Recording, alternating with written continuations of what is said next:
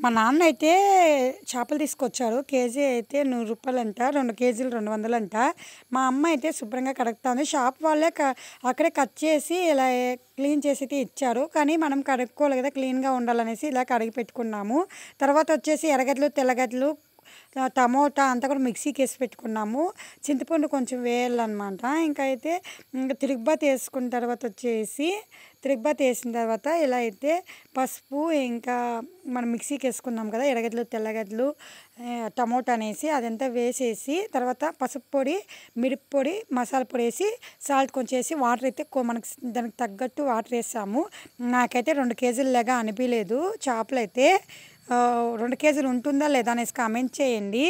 ఇంకైతే చేపల పులుసు అయితే రెడీ అయిపోతుంది. ఇంకా చిక్కగా చేసుకోవాలి, చాలా బాగుంటుంది. రాగి ముద్ద చేసుకుంటున్నాం ఇంట్లో అయితే. ఫైనలీ చేపల పులుసు అయితే కంప్లీట్ అయిపోయింది. చూడండి, చిక్కగా వచ్చే వరకు బాగా ఉడికించిన తర్వాత చేపలు అయితే చాలా బాగుంటుంది. మా అమ్మ అయితే చాలా బాగా చేస్తుంది పులుసు. ఎంతమందికి